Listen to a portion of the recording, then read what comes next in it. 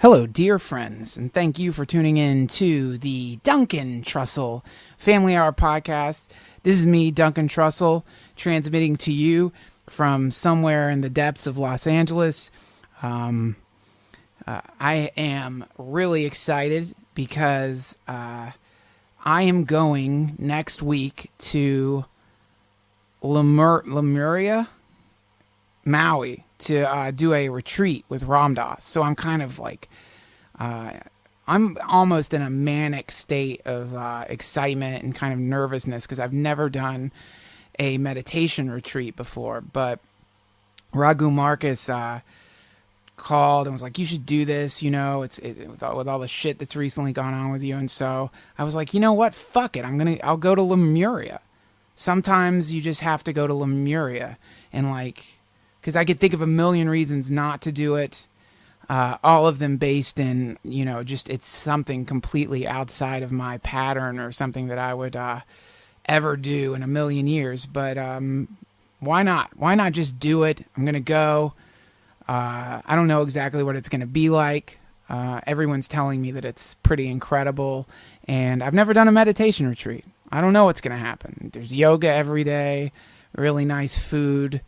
I'm going to be there by myself, so I'm kind of worried about that. I don't want to be this like weird, like lonely guy lurking among all the grass-fed, healthy, vegan people. But Raghu Marcus assures me that it doesn't matter if you go there by yourself, so we'll see what happens.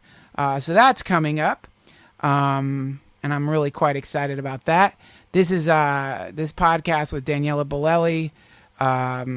As with all the podcasts with him, is so good that I don't feel like I just want to put it up because we just recorded it and it was a really funny, interesting podcast. So I'm not going to do any more opening monologues stuff, whatever you call this shit. But hopefully there is a small chance, and all of you guys who are into prayer, visualization, magic, and or whatever multiverse navigation you're into, there's a chance maybe I can get Ram Dass to do the podcast, which would be for me a dream come true. Maybe that's going to happen. If not, no big deal. I'll still be able to tell you guys what it's like to be at that kind of event, for better or for worse, but probably for the better. Okay, we'll start the podcast, but first, quick business. Do you want to support the Duncan Trussell Family Hour podcast? Here's some easy ways to do it. You can go to, if you're ever going through Amazon to buy stuff, which I do all the time now, once you realize that Amazon can do next day delivery and that there's really no need to ever leave your house, you can just sit on your couch with the lights off and a veil wrapped around your face, and there will be knocks at the door, and suddenly you'll have potato chips or a bushel of lubricant or Gnostic scripture or all of the above. It's amazing. I don't know why anyone does anything except orders from Amazon. It's fun. Don't do it when you're drunk. You will order weird shit. But if you use Amazon.com, there's a portal located at DuncanTrussell.com where if you click on that and buy stuff, they give us a small percentage, and it doesn't cost you anything extra. So that's the easiest way to support this podcast. You can also, another way to support it is if you're into audiobooks, you can go to audibletrial.com/family hour, and you can get a free audiobook if you sign up for a trial membership, which means you can cancel. And there's a lot of great books there. There's a lot of stuff by Ram Dass there. There's a lot of incredible audiobooks, so go check that out. And we have a shop located at DuncanTrussell.com that is a lot of the stuff is empty depending on when you're listening to this. Just go check it out because we're about to get filled back up with sweet, soft, Shore Design t-shirts. We got fucked because of the Thai. Apparently in Thailand they celebrate something for several weeks straight, and we couldn't get the shirts. So anyway, new shirts are coming. There's posters there and all kinds of stuff. So that's a cool way you can support the podcast. And as always, we are sponsored and brought to you by Sure Design T-shirts, the purveyors of the softest shirts. These are made from the vulva dander of Catholic nuns who have recently turned their back on the church. Something about the renouncing your religion causes the combination of your daily vaginal secretions and your underwear fabric to mix in a way that just really creates a wonderful material that you can make the softest shirts from. So if you want to wear something made out of the vulva dander of excommunicated nuns, then go to SureDesignT-shirts.com, put my name in, and you will get 10% off of your order. Today's guest on the Duncan Trussell Family Hour podcast is an Italian writer, martial artist, university professor, and he just wrote an amazing book called Create Your Own Religion. He's been on the podcast several times before. He's one of my close friends and an incredibly inspiring human being who always makes me feel better whenever I get a chance to hang out with him. He's got his own podcast called the Drunken Taoist Podcast, which I highly recommend. There will be a link at duncantrussell.com to this podcast, or you can go straight to danielebolelli.com at DANIELEBOLELLI.com and check out his podcast, which is awesome, and order his book.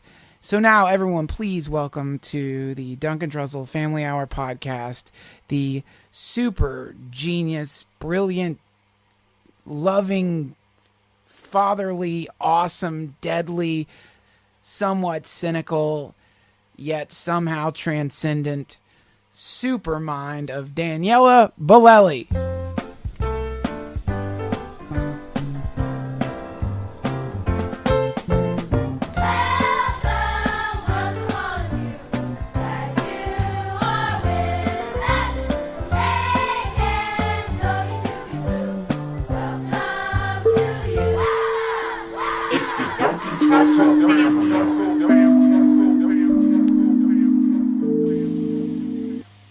You know what I would like to do at my house? I want to plant peyote. Can you plant peyote? As far as I know, I mean, who's gonna bug you? It's a cactus. Yeah, where do you get the buttons, though? That's the part that I don't know. I need to get the hook. You gotta find the buttons. Yeah. So, I'll Have you ever taken peyote? Sure. No. Well, I had it in a tea, but it was so mild, it was, How about you? Never. Never? All right, let's get this thing going. Oh, it is already going. That's a good thing to get on tape. Your plans to grow peyote. Just kidding, DEA. Daniele, welcome back. How are you? Good. How are you doing? I'm pretty good. I'm okay. I'm on one level I'm really good, and then on another level I'm like confused, and then on another level I'm sort of blank. Tell me who needs to be killed, and I'll take care of it. Nobody needs to be killed, man. That never solves that'll never solve anything. That's too bad, because that's the only thing I specialize in. Murder? Yes. No, I don't need anybody murdered. I just been pining after this girl. You ever pine after a girl? That's life, right? Yeah. Yes, of course. But it's such a hilarious. On one level, it's the most absurd, hilarious thing ever. And then on another level, it's the most dramatic, sad thing ever. I only go for the second part. The first half, I don't find any fucking hilarious when you're into it and you feel it and it's in you. Well, no. If you look at, for me, it's like if you really put it down on paper, sure, the thing, it's kind of it's an absurd situation. It's something it's a situation I ruined, essentially. I manufactured the catastrophe. Well, I may have a little bit of inside info, but I slightly disagree with you on that. No, about you manufacturing. I don't mind telling people. I tell them everything so they can know. What happened is I was seeing this girl, an amazing girl. I got cancer, and I feel really weird confessing this. She took because I will seem like an asshole. Well, she took care of me while I had cancer, basically. Like, Right. she was not taking care of in this, like, pretty much in a lot of ways. Yeah. Emotional support was the Right. most important thing. And so instead of we hadn't been seeing each other that long when I got cancer, Sure. but I really liked her. And, instead of doing what a lot of people might have done when they find out, oh, you're getting one of your balls chopped off, you have cancer, Right. I don't feel like dealing with this drama. I'm sorry. They leave you alone to deal with it. She was there the whole time and comforting and like an angel. So then I started getting radiation treatments, and if you've never gotten radiation, you just get sick. It's like you're seasick for a month straight, and you don't want to be around anybody, and everything stinks. Like, you can smell. You just smelling yourself is almost enough to Right. make you throw up. But like just smelling anything scented, anything really, your sense of because your body's being poisoned, and it's trying to identify the source of the poison. And one way your body does that is with smell. So anyway, there's no fucking way you're going to be intimate with someone if you can't even smell yourself without course. wanting to puke. Yeah. So in the midst of having this like awful radiation treatments, and when you're sick for a month, is severely sick, you lose track of how sick you are, and so you start thinking you're better when you're not better. Right. And so anyway, somewhere in the midst of this, I decided that I don't want to be with this person. She's too attached to me. Really awful, stupid shit. Just because I was coming from this Of murky, course. dumb place.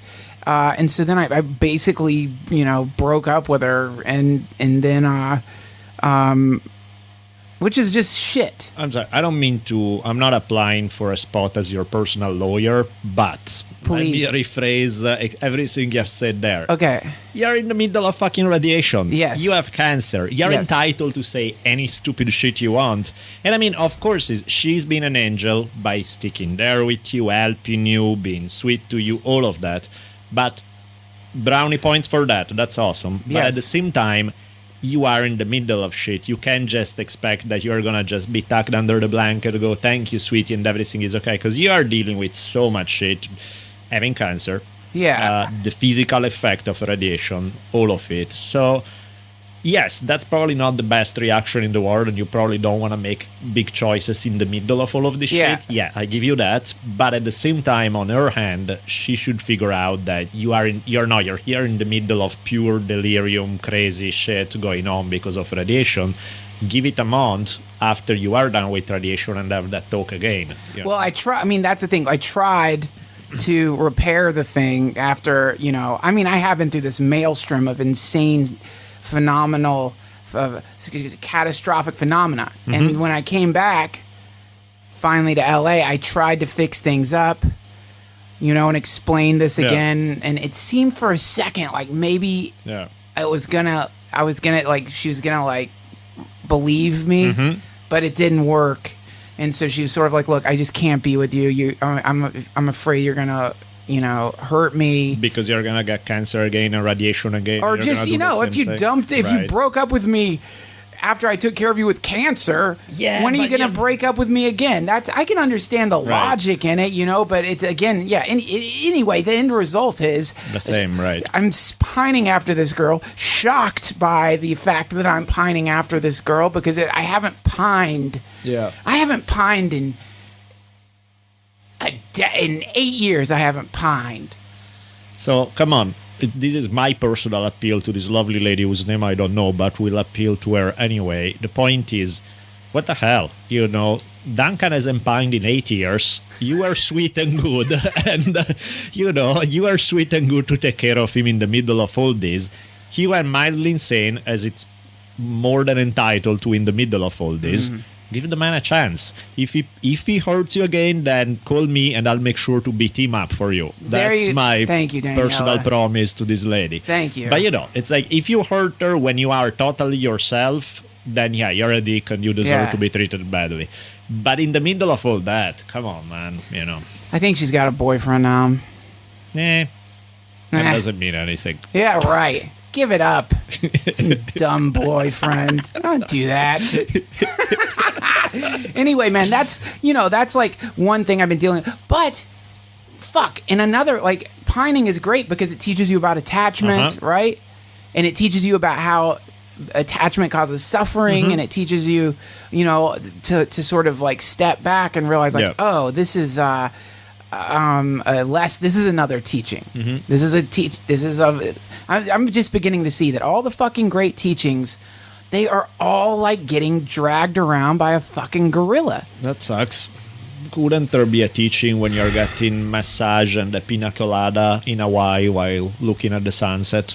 Yeah, there's those teachings, but those things, I mean, that's like, no. I know.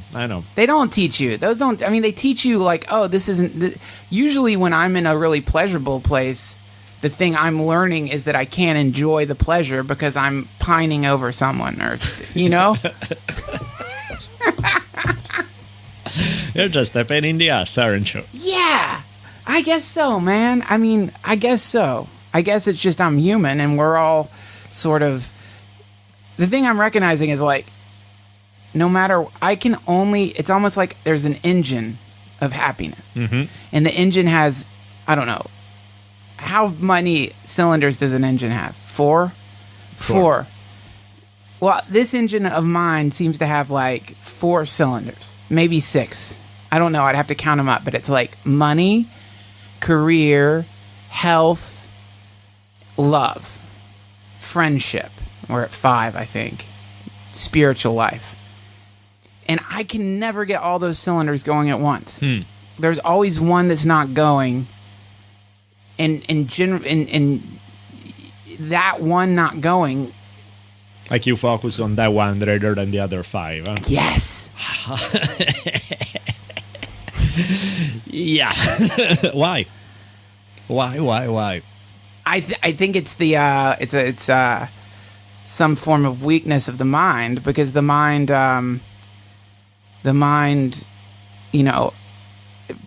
produces thought patterns, and of all types on every level. Some thought patterns are about God, some thought patterns are about girls, some thought patterns are about money, and then you tune into there's certain thought patterns that you just gravitate towards, and then you begin to ruminate over those thought patterns. Yeah, and I mean, I guess some of that is human, because it's kind of like when you get 30 messages that tell you, oh, whatever thing you did, a book, a podcast, or whatever, that was awesome, that was this, that was that, and you take it in, it's great, it feels good, and then you get one message that say, you fucking sucks, you're the most horrible human being on the planet, I can't believe.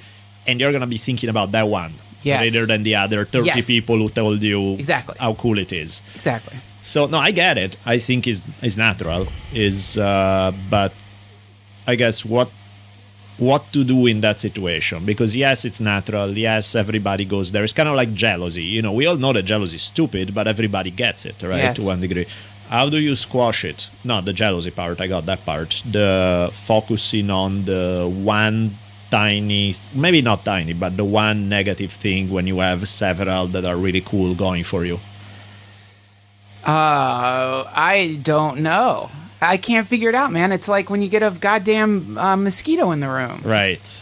It's the old mosquito in the Taj Mahal. Yeah. Goddamn thing buzzing around. Oh, if only this. If only. I guess it seems like one trick that's working in this relatively minuscule bit of tragedy. It's really in the grand scheme of everything, fucking cancer and moms dying and Boston bombs going off, getting rejected by somebody is like, come on, that's like getting a cold or something when there's smallpox raging around. Right. It's like, yeah, it still sucks, but it's not. But anyway, that doesn't work. Minimizing it doesn't work. Trying to pretend like it's not a big deal doesn't work. No. All those things don't work.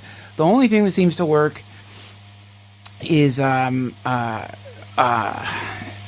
unromantic and dumb. It's just exercise and focusing on other things and just kind of like, and also honestly appraising the situation for what it is instead of what you want it to be. Sure. Because the real situation is that this is a girl who is seeing someone else. Right. That's the real situation. And no one ever in a million fucking years has chosen the person they liked less. Well, And no one does that. no, but that's not really, because that's not really a fair statement in that way, because it's not like you are in their situation, everything is great and fine, and Mr. X somewhere else in a situation there and fine. I have to choose, go one way. Yes. She's with you, all hell break loose around you, inside of you, in every conceivable way. You don't handle it in the ideal possible scenario as one wish one could handle it in there. She got hurt, ran off. Oh, Mr. X, you're here. Okay, console me.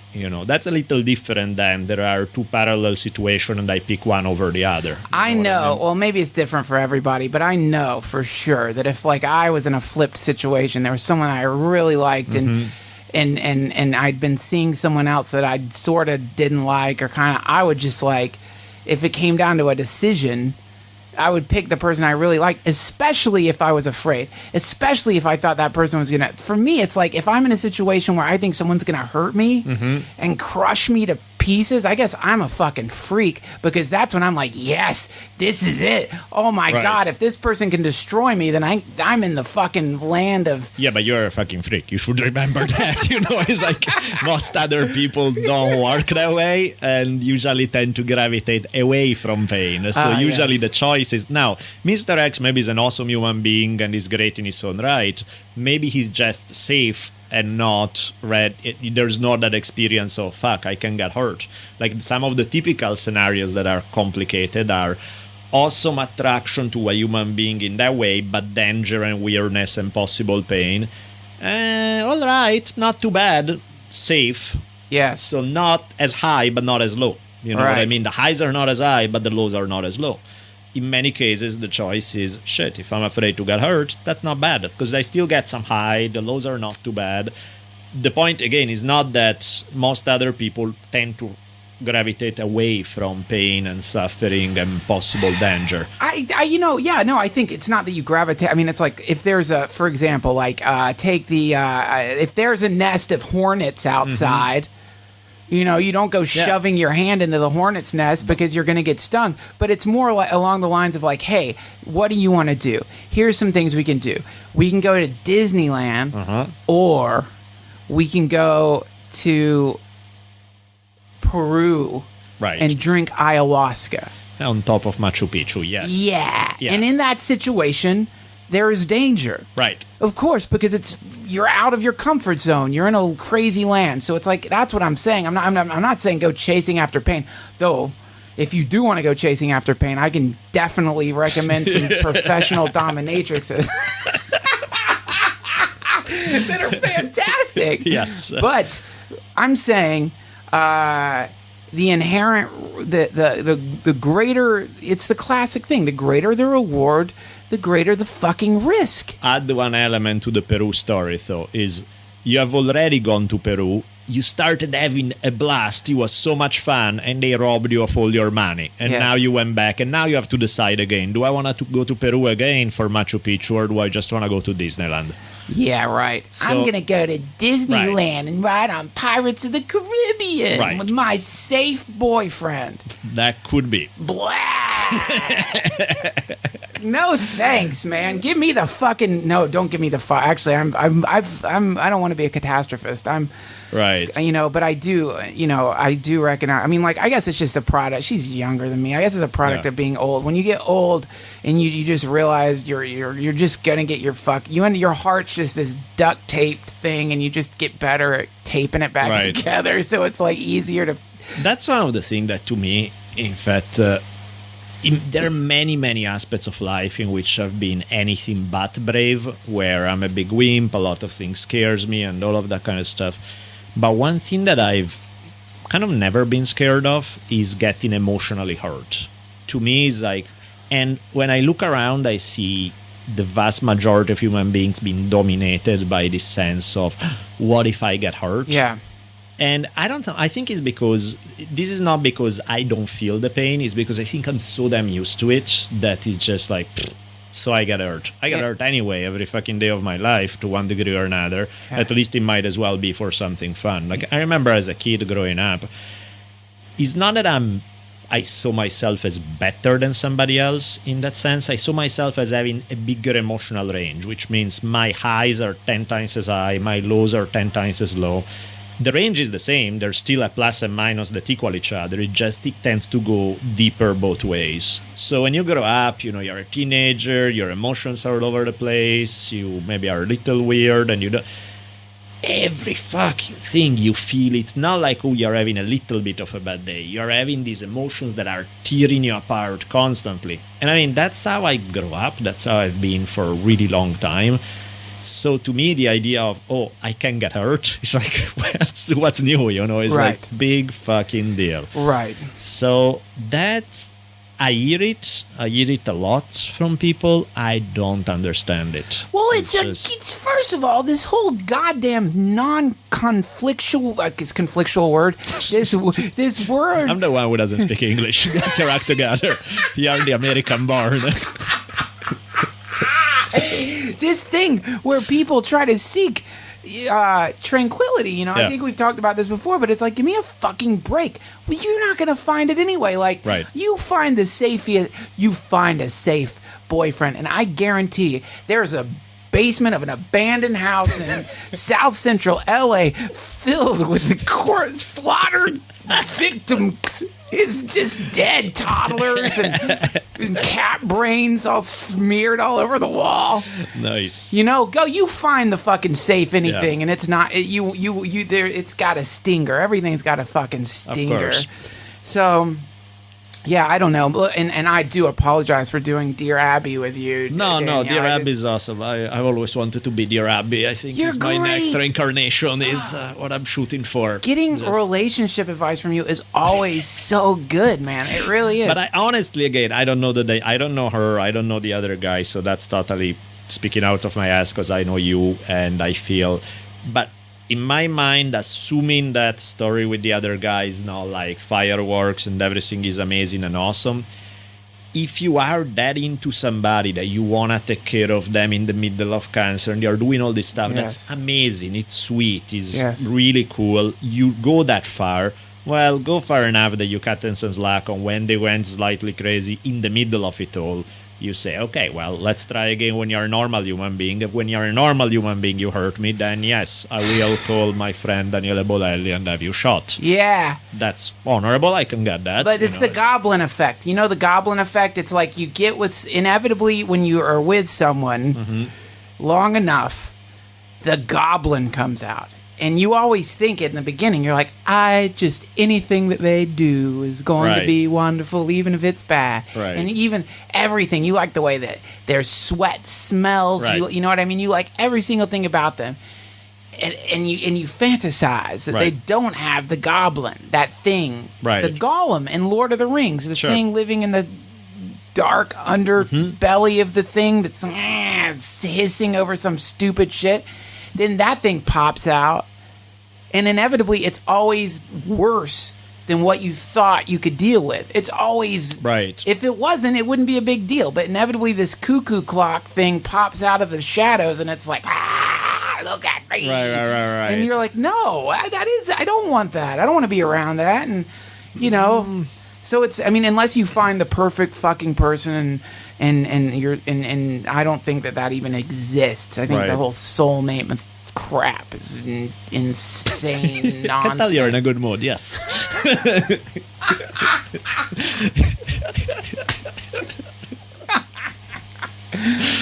Yeah. No, but it's tricky. It's tricky because on one end, yeah, right. I mean, 99.9% situation, you're not going to find the perfect thing. On the other hand, sometime making compromises because it's like, well, I mean, this is better than nothing, and there are some highs, but then you're compromising because the lows are really fucking low, and there's so much stuff that doesn't click. I don't know. It's a choice. It's like, do you really want to do that, or do you just say that maybe being on your own and doing some stuff on your own until you have something that really hits quality-wise what you want is worth it? Yeah. I've got no fucking choice. Right. Because, I don't know, to me it's like, the more forever, I've been always pretty scared of being on my own. Yeah. It's something that always freaked me out. So I was always kind of chasing a relationship. But then I was also too stupid for my own good because my standards were insanely high. So if I meet this hot woman who's pretty well read, who's nice, I'll still be like, but there's that thing that doesn't, So I was a pain in the ass because I'm needy on one end and then I'm over judgmental on the other. Yes. Perfect recipe, right? But then, like, I think now where I'm at in my life, something has turned a corner in some way because the neediness is pretty much gone. I'm totally fine. If you tell me you'll never have a relationship again, you're on your own, I'm totally fine with that. And that paradoxically puts you in a place in which it becomes so much easier to get what you want because you're not going to waste time. Like things that, if I run into a super hot woman who's nice and sweet, but I don't come from a place of neediness, I'm going to see that, but I'm also going to see ways in which we're not going to click badly. I don't mean a little bit where clearly there are going to be real issues and it makes it easier. And so I don't know, I feel like in some way I'm seeing it from a different angle now. That is not it's better, but it's not that I have the recipe to get there. How did you get to that place? I think in that sense is what we are talking about, which is you feel that you got kicked in the balls from every possible direction. Ball. Yeah, exactly. Right. And at that point, I think you already got that part taken care of, right? Yeah. So the ball attack has been done. At that point is where you feel like, fuck it, I don't control anything anyway. I can't really be needy of what, Yes. It's like I'm not gonna get what I want anyway. It's all transitory, it's all impermanent, it's all out of my control. And that's when you relax and you just enjoy things for what they are right here, right now, with no plan. Because Yes. one of the things I do is like, if I would run into this hot, wonderful woman and I come from a place of being needy, I would start projecting. I would start imagining, and then we're going to hook up, and then we got to travel to this place, and then it's going to work this and that way. And it's like, why the fuck are you ruining this moment right here, right now, where you're having a good dinner with this woman and it's fun? Exactly. And you're starting to put all this pressure everywhere. It's not fun anymore. No, now you've got this like, heavy old fucking thing. You're already planning. Like, I was just talking to a friend of mine, and she was telling me about, and a lot of people have different versions of this, but sort of like how lately she'd been thinking about how she want to have kids because she'd been around a dying grandparent, and the seeing this dying being surrounded by family and love made her think, oh God, if I don't have kids, then who surrounds me? And I said to her, you're already planning your geriatric death. Yep. The reason you want to have kids is because you want someone to die in front of. I'm going to have you so you can watch me turn into a human skeleton, gasping, eyes rolling back in my head, IV needles attached, and a small trail of discolored urine running out of my fucking body into like a, that's why I want. But don't you guys love Duncan's new mood of the day? Isn't this inspiring? but and I've thought that too. I've thought, I want to have kids to take care of me when I get old. Right. Like basically, I want to raise nurses. Right. Silly. Yeah. Really, what we both agreed on is like the thing that people want is love. Kids give you unconditional love. It's love. You want love. But in that, whenever you get in a situation, and I'm not advising getting a fucking relationship with sociopathic people who are like into hurting and are like womanizing or man eaters. But I'm saying if you get in a fucking situation and you actually are playing it safe based on planning for you're thinking like, oh, I just don't think that this is going to work out. Right. Well, what does work out mean? Yeah. Do you mean you don't think we're going to fucking bury each other? Is that what you were saying? Are you saying that I won't be at a churchyard or you won't be at a churchyard watching dirt get thrown on my casket? Is that what it means, not Right. working out? Or what does not working out mean? Yeah. What does it fucking mean? See, the right here, right now, it's not working, or what are you talking about? Yeah, and if it's working, and then the thing is, like, if you have a real connection with somebody, a real connection, not a fabricated Sure. connection, but clearly there's like romance and passion Yep. and sweetness, and it's nice. Then what the fuck? Why are you planning Yeah. Act 3? You're Right. barely through the middle of Act 1. Totally. And I mean, depending on what Act 3 is, if it's like, because I mean, really the only thing I can think of that makes sense in that regard is some people want to have kids, some people don't. And unfortunately, there is a timeline in that regard. So if that's the issue, then talk about it and figure it out. And yes, if somebody is ultra committed, like I see myself as a parent no matter what, and you absolutely don't Yeah. no matter what, yeah, well, there's an issue. We can have a little more Yes. fun, but obviously going in a different It's not direction. gonna work. Right. But other than that, what the hell else is there to talk about? What the hell else is there to talk about? It's like sitting in a wonderful, bubbly, sweet hot tub and getting out because you know the hot tub's going to turn off in 45 minutes. Right. Precisely. And that's the thing about not living in the moment, which is dumb. At the end of the day, it fucks up what the good stuff that you have. And kind of like what we were saying about the one bad thing, you know, rather than enjoying your Hawaiian sunset and the cool things that you have right there and right now, you're thinking about the thing in the past that pissed you off, that's still in your head, and you carry it into spoiling Yes. the moment right now. And it's like, why, you know? Can I present to you my new model for attachment? Please. Now that you said that, because this is something I've realized, man. I call it the dead baby gorilla syndrome. Have we talked about this yet? No, do tell. So, it's that video on YouTube of the mother gorilla hauling around the baby gorilla that died. Have you seen this? Oh, no. And I don't want to see it at this point. It's sad. It's a baby gorilla has died, and the mother gorilla can't accept the baby gorilla has died.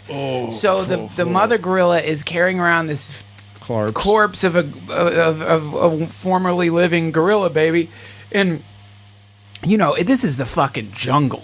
So just think of the stink coming off that thing. There's flies around it. The other gorillas are coming up, kind of like, hey, you know, you're stinking everything up with this fucking thing. Please, it's dead. It's not coming back.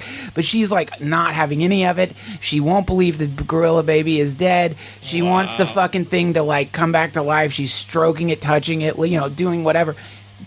This is it to me, the ultimate example of attachment, because human minds are filled with dead gorilla babies that we think are still alive, and that can be either gorilla babies in the sense of resentment or anger towards people, or more often it's like you think that, you know, in relationships, the relationship is clearly over. You feel nothing for the other person, they feel nothing for you, yet you're still hauling around the stinking corpse of your former love through the jungles of your mind with some fantasy idea that it's going to do a pet cemetery and pop up and start swinging through the trees again. No way. All that's going to happen is it's going to decompose, and you're going to be smelling worse and worse and worse, and your brain is going to be filled with the flies of your delusion until you end up driving everyone away from you because no one wants to be around someone whose brain is filled with rotting gorilla meat. That's the best rant ever. Again, fit in your mood currently. Thank you. But yes. No, I mean, that's exactly how it is, right? It's dragging along something that's dead, and you're just trying to... I've done that a lot in terms of friendship, where because I wanted to have my little tribe, I wasn't just into being on my own. I like this tribal idea. I wanted to have all these cool people. I would drag people around in that sense, where clearly it doesn't fit, it doesn't work. Doesn't mean they're bad people. So in that sense, they are not the total dead baby gorilla, but they are not that. And you're trying to, at all costs, drag them. Is exactly actually how Thus Spoke Zarathustra begin, the Nietzsche book.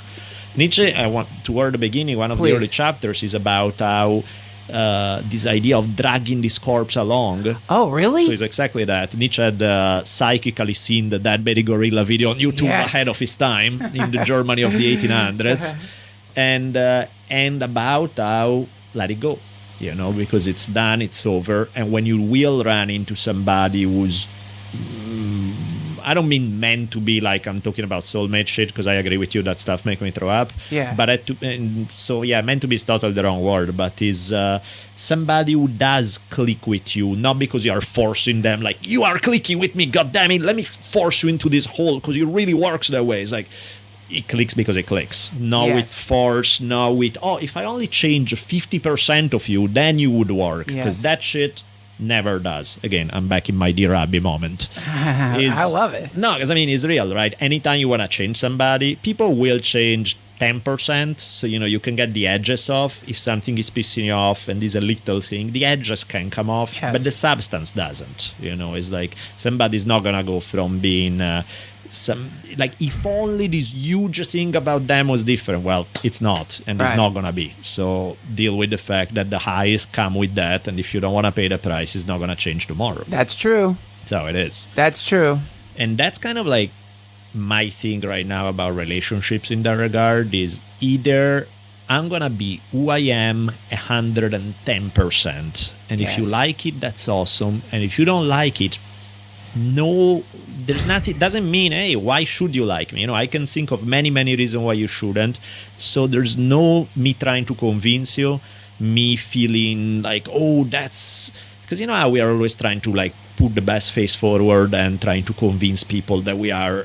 So my thing is, I'm gonna be who I am, without all the bullshit surrounding it, because then you're preparing the letdown when people realize that you're not at your best face forward constantly, and suddenly it's like, shit, you gave me the 3-minute preview that was awesome and the rest of the movie is okay, but it's not awesome.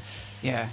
I want none of that. I'm like, I'll put that on the table. Exactly, this is my personality, A to Z. You like it, that's great. You don't, I wish you the best life possible. Maybe we're friends once in a while.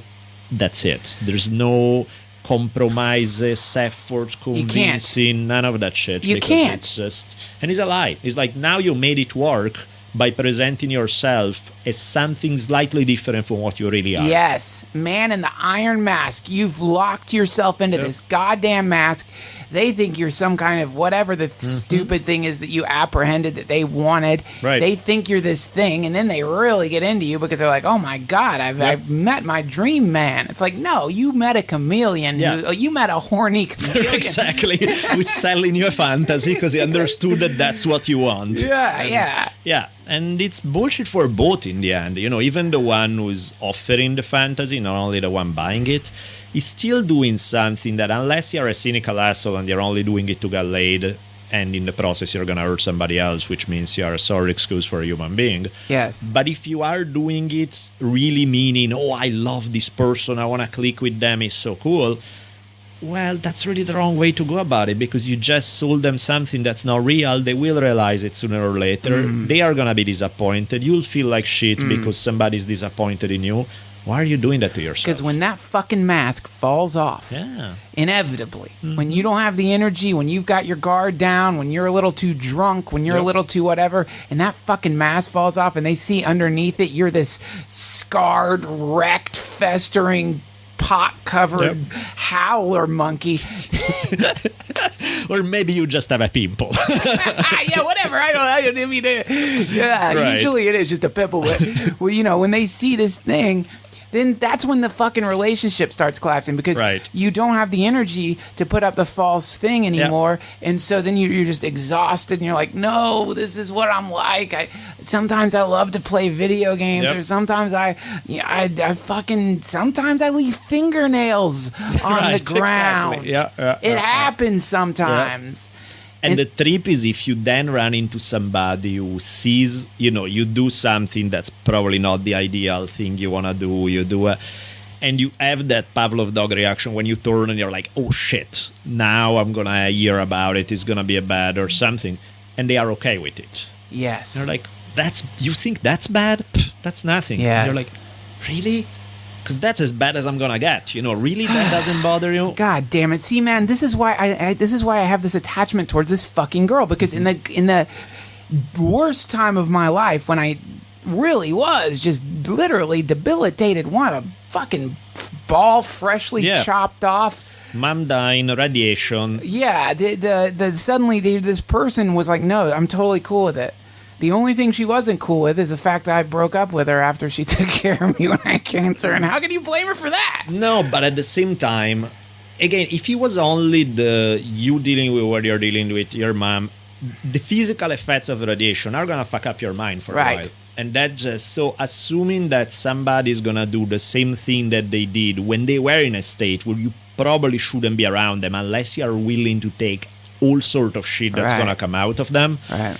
I think in that scenario, I think that's as sweet and nice as she was, she overestimated their ability to be able to take shit. Yeah. Because in that scenario, you're not just going to be it's not like a flu where you are there and you need somebody to make you soup and had to be left alone. Put new blankets and stuff. You're going fucking crazy. Yeah. And one has to realize that they are gonna go fucking crazy, and a few weeks later, it's gonna go away. And if you still ride in the bull, then you'll be able to see it for what it really is, rather than. So in that sense, I feel like, come on, man. That's why I'm giving her the money back guarantee. It's money back guarantee. Try Duncan again, and if not, it will be my honor to personally put an end to separating his head from the rest of his body. Try me one more time, or I will only talk about you on my podcast for the next 700 podcasts. I'm sure your audience is gonna be really pleased. Every podcast until I'm just some old man. And you know what happened? I had cancer, and then I couldn't bring it back. I tried so hard, but he was gone. Where's my oxygen? Yeah, well, whatever. You know, man, I'm already feeling better. This talking about it makes me feel better. You know, being around you makes me feel better. But man, fuck all of my baby high school, elementary school. People right now in Syria are pushing their intestines back into their body while their mouth foams from sarin gas poisoning. Fuck me. Let's talk about your book that just came out. Yep. Which is not sarin gas. There are no guts spilling out, but... yeah, it's Create Your Own Religion. Yeah, I've been working on this forever because the way I write books in general, and this one in particular, I spend a ton of time ahead taking notes. So, you're driving, something come to mind. Oh, I'm going to jot it down when I get home. You do that for a long enough time that you have a mountain of material. Yes. Then you sit down, you start seeing patterns, you put it together. And this was, Create Your Own Religion is not like any other book for me. Is the sum of my life's philosophy, basically. So, it's a big deal. It's a big deal. It's like, because this is the premise of Create Your Own Religion is there are X number of topics that are key to human life that anybody who's alive is going to deal with one way or another. Sex, gender roles, a relationship with the earth, beliefs about the afterlife, you name it. You can go down the list. There's a whole bunch. So my thing is, let's look at what some of the answers are by various religions about how is the best possible way to deal with these topics. I'm going to reject the stuff that makes no sense or it seems horrendously unhealthy. I'm going to focus on the good ones. Or if there are no good ones, I'm going to figure out my own answers. And essentially in the process of looking at what's out there, the point is not just to study, but to create your own path. Create your own life's philosophy, create your own, if the word religion strike you wrong, scratch it off and put philosophy. Same thing in that scenario is about a way of life. So you're saying, you're kind of what you're talking about is like the antithesis of what the fundamentalists say, which is like, you must, if you're going to be a Christian, you must follow this word for word, Old Testament to New Testament, and don't throw in any other philosophies from any other religions. You can't make a melting pot. You've got to pick one and stick to that. And part of, not only do I disagree with that on a fundamental level, because I don't think it's healthy, because I don't think it works, because a million other reasons, but among other things is they're lying. Because when people tell you that they are following a religion, nobody follow a religion the way you're supposed to. What they do is cut and paste the parts they like within the one religion and ignore the parts they don't like. Because inevitably, in any of the big major sacred books, you have lots of messages that pull you at 360 degrees in different directions. Sure. And inevitably what ends up happening is... if you are a certain kind of person, you're going to highlight the passages that resonate with who you are, and you are going to just quickly and conveniently skip over the passages that don't fit your life. Yes. And in the end of the day, you still make up your own shit. It's like, look at vast majority of Christians today completely skip over all the many passages in the New Testament where Jesus is railing against accumulation of wealth. Right. And arguing that, when the dude tells you it's easier for a camel to get through the eye of a needle than for a rich man to get into heaven. Yes. That's like the most radical condemnation of accumulation of wealth there is. Sure. And still a bunch of people are like, I love Jesus, I follow the Bible, is my book. Except that shit about wealth, I like my big house, I like my boat, I like my this. So I'm just going to conveniently ignore that part and make up my own version of Christianity. Right. You have to. So my thing is, just be honest, since that's what you're doing anyway, even if you say you follow one tradition, have the guts then to open up to, since you're picking and choosing anyway, then do it for real. Do it with a bunch of sources rather than doing it out of that one book. That's great. And in that process, and maybe you do realize that in that one book, there's 95% of what satisfies you, and you may find a tiny bit elsewhere. I doubt it, because there's so much cool stuff out there. But be honest, and there's no, what are you afraid of? Of testing it, of trying things out? I find that intellectually dishonest not to try how to pick and choose some ideas, because how do you know whether you like some stuff or not, whether it works for you or not? I'm trying to think of a corollary that isn't religion, where there's rules about not mixing different fields of understanding. I use this a bunch, even in the book itself, the idea, like martial arts. Yes. Right. Pre-UFC, pre-Bruce Lee, martial arts was everybody's, judo is awesome, karate sucks. No, what are you talking about? Karate is great. And each school of martial art, like any school, any religion, was our way is the great way. Anybody who doesn't train the way we do, they do that because they are morons and they don't really get it. But our way is the great way.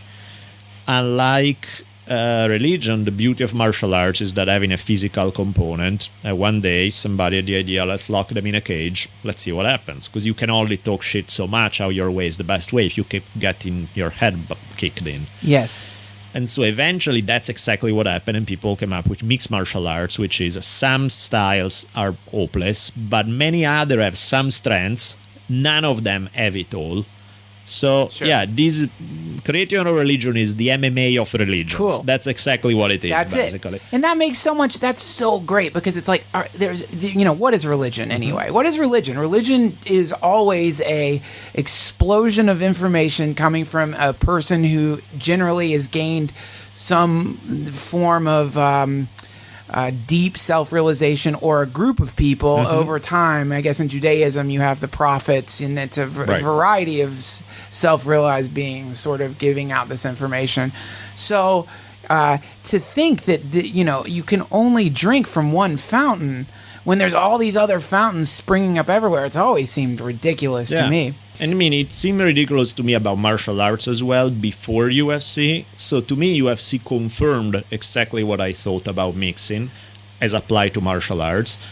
Unfortunately, we can't do that with religions, but in my mind, it's like, obviously there's more than one right way, in that sense that you do find cool things in multiple sources. What is your religion? So in that sense, my religion is, my way, right? And where I take the most from, I tend to take the most from Taoism, some aspect of Buddhism. But then that's where the bulk come from. Then I'll borrow from a bunch of sources. And the reason why I dig Taoism in particular is because it's not, unlike 99% of other religion, it doesn't give you an identity.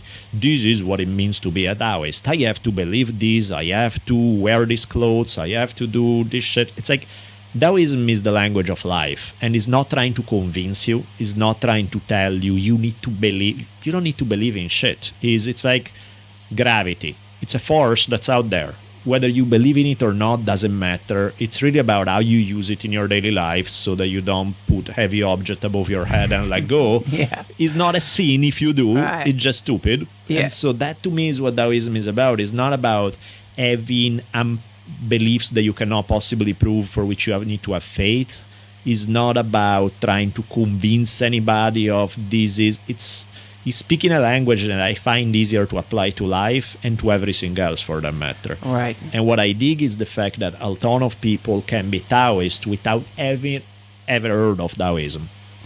How can you do it with other religions? You know, it's like either you follow that religion Right. and you have certain articles of faith that you stick by, or you're not. In Taoism, it doesn't matter whether you even have read the Tao Te Ching or not. In some cases, you may be applying the same insights because you pick them up by looking at life, and that's how life is. Those are just kind of natural forces in a way. Yeah, because Taoism is this kind of super condensed articulation of the way nature works. Yeah, absolutely. Now, but what's really confusing to me about Taoism is, doesn't it have a mystical element? Like, isn't it there in Taoism, in the practice of their religion, don't they burn like incense, and aren't there firecrackers to ward off demons and like a lot of like weird ceremonial things? What happened with Taoism is the same thing that happened with all Chinese religions, which is all Chinese religions are various forms of shamanism. Okay. And what happens is somebody come up with a cool philosophy, become popular enough. Now you attach some elements of that to the shamanism practice within China. And now that's the religious component of what started out as a philosophy. Right. So in that sense, Taoism, Confucianism, bunch of forms of Buddhism, China, kind of are all the same. The only thing that they do different is that they put Lao Tzu as a patron saint versus Confucius, but it's really about the ritualistic aspect of animistic, shamanistic way. So when I look at a lot of the sects of religious Taoism, they have very little to do with what I'm talking about when I speak of Taoism. Yes. The thing that I do like about it is that no matter which sect you're talking about, they tend to be open to the fact that there's more than one interpretation. So you have Taoists who are like crazy into sex as a way to transform consciousness. Yes. You have Taoists who are hardcore celibate. So there's one thing and its opposite under one cover, and they are cool with it. They let you do it. Okay, that's cool, right? And that makes sense. They kind of have to be cool with it because they're Right. Taoists, Right. And also, by the way, you know, there was a time when I would look at that kind of ceremonialism and as a degradation of the thing. But the older I get, and especially having like practiced, you know, various spell workings from Right. Crowley, or like doing like playing around with like the function of ceremony and enacting your will into the world, there's something really beautiful about it, regardless of whether or not there's some true metaphysical principles. Something about having incense and imagery and candles. It really helps focus focus. If nothing else, it helps focus your mind or your consciousness, and opens you up to to maybe receiving certain transmissions or something. I think as part of my religion, there would definitely be ceremony. And I'm totally cool with that. Like in my mind, my one yardstick to measure whether I like something or not is you try it works for you, then that's great. And maybe, you know, the ritual that works for you doesn't work for me. Doesn't mean that it's a bad ritual, it doesn't click with me. Yes. So I'm not going to use it, but that's awesome that you do and it's working for you. Because really, at the end of the day, the only thing that means something is whether that idea or that action or that whatever produce a positive result in your life where it improves the quality of your life, makes you a nicer human being, makes you cooler to your neighbors, or doesn't. Everything else is just theoretical bullshit. The problem is the priest class, it seems like. It seems like the problem is that in every single one of these fucking things, there is a dick who will tell you that what you're doing is right or what you're doing is wrong. Right. And that dick always happens to be the one with his hand outstretched, getting Of the course. fucking bits of gold and silver. That's why I dig Walt Whitman and Thomas Paine. Both said basically the same thing about this idea that kind of a new age is coming in which every person is going to be their own priest. And what they Yeah. mean by that is like there's a beautiful line by the priest thing was Whitman. There's a beautiful line by Thomas Paine that argues, he says, my own mind is my own church. Nice. And because that's really the only honest thing can do is it's your life. Nobody else can live it for you. People can give you advice, and it's a good idea to listen to what's out there, But at the end of the day, you got to choose what works and what doesn't. You are the one who has to live with the consequence. So it really is the only thing you can do is figure out for yourself what is that you are about. Otherwise, you're living somebody else's life. Right. Oh, God, that's so easy to do, isn't it? Totally. So easy to live someone else's life. And it's a terrible mistake. This is like one of the worst mistakes that you can make. And anytime anyone, this is why, like, you know, whenever you hear like some of the great comics, like Doug Stanhope, he wrote this amazing essay on, like, you can't teach comedy. If I'm giving you comedy advice, I'm not telling you how to be a good comic. I'm telling you how to be me. Yeah. This is all. It's such an individual path that you learn. So in the same way, and I think this is in Christianity, in real Christianity. I think Jesus was saying you don't need this fucking priest class anymore. You just are already connected. This is the kingdom of heaven. We're existing in the kingdom of heaven, and you can be in the kingdom of heaven if you're willing to allow the part of yourself that is someone else's life to die. And then boom, now you're in paradise and the birds are singing again, the fountains are flowing. And that's, in fact, and that's what I mean is even by people who get hung up is like Christianity good, Christianity bad. You look at it, that message, I dig it. It's beautiful. I do too. Is it a real Jesus? Is it, who the fuck cares? Doesn't matter. It's a cool idea, and whether it's a myth, a legend, or total reality, I'm gonna take it and use it for me. I think it's the real Jesus because that motherfucker got nailed up. Yeah, and usually by the priest class. The priest class put him. In the story. The priest class was so frustrated by this fucking hippie wandering around telling people that they could do whatever they want on Sunday or Saturdays on the Sabbath, and was healing on the Sabbath, and he was totally disempowering people who deserve to be disempowered, which is these creepy god clowns wearing their funny outfits and driving people out of the temple. That was like what they would do. Like they would that was like the worst thing that could happen to you is you get driven out of the temple.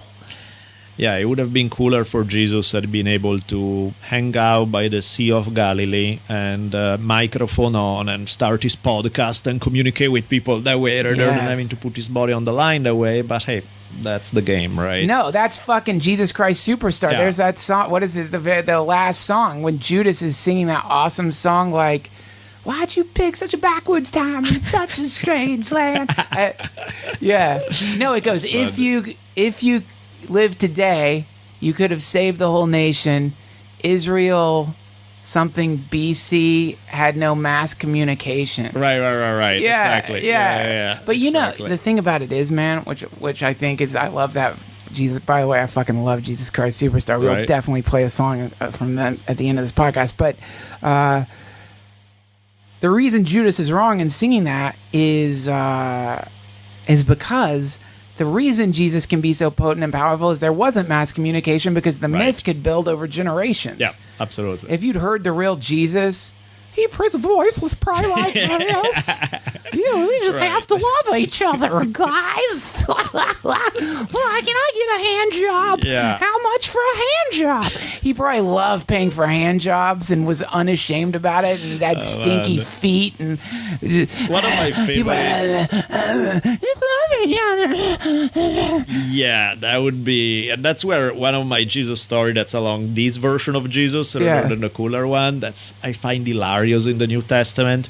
Jesus going off and running into this fig tree, and he decides he's hungry, he wants a fig, except that it's the wrong season, and so there are no figs at the moment. So Jesus got mad, curse the fig tree withers, and all his disciples are like clapping, like, what an amazing miracle, this is great. And Jesus goes off about everything that you can do with faith. You can tell a mountain to jump into the sea, and this stupid fig tree's like, done me wrong. Yeah, it's like, it's a fig tree. It's not personal, man. You can. So yeah, there are the really high parts even in the New Testament. I hate you old dumb old fig tree. Everybody, look what I can do with my magic. It's dead now. Let's go. If you wanted to, you can move a whole mountain. Yeah. Can I get a hand job? By the way, just so you know, I think Duncan is beginning. I'm trying to convince Duncan that we need to write a book about Jesus. The real Jesus. And well, I won't spoil it, but yes, there's no. It's a comedy book, definitely. My balls stink today, guys. You want to go heal some leopards? You just wrote half of the book right there. That's perfect. Man, it is this You know, we've been talking for an hour. This podcast flew by. Yeah. I want to thank you for being on the podcast. Forgive me. I'm so sorry. I feel a little selfish for having you be my therapist during this podcast. Jesus, man. God damn it, I feel better. No, it's and good. How can people get your book? I can put a link on my website, but is there a place you want them to go in particular? Sure. I mean, either link through your website. Basically, you know, if you guys are into it, double up either way. Either go through Duncan's Amazon link and you got it that way. That would be great. You go on my website, danielebolelli.com. You click on the book cover, takes you to Amazon. Same thing with me. Either one is good, so doesn't really matter.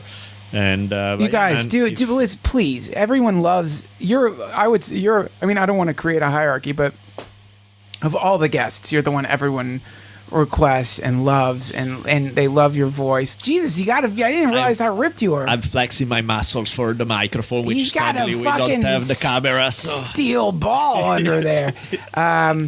So yeah, you guys support Daniela, because the book is awesome. I've started it. It's really fucking cool, man. And go buy this book and listen to his podcast, the Drunken Taoist Podcast, which is located where? Drunken Taoist Podcast, you can find it on iTunes, Stitcher. Our site is thedrunkentaoist.com, so easy enough to find. But otherwise, yeah, you can find it through all the regular stuff that you got your podcast from. I would love to, if you are officially our very first guest of the podcast. It would be fun to do another one. Love to. So Anytime. Let's do it sometime soon. And love your neighbor as yourself. Love the Lord your God, all your heart, mind, and soul. Yeah, somebody get in here. I seem to have run out of lubrication. This is fresh lubrication for my hand jobs. Hey, you ain't gonna... this is my father's house. This creepy pussy. Okay, everybody. Thank you for listening. Thank you, Daniela. Thank you. Hare Krishna. Thanks for listening, everybody. If you like this podcast, why not go to iTunes and give us a positive rating? Okay, this is Superstar from the greatest musical of all time, Jesus Christ Superstar. God bless you all.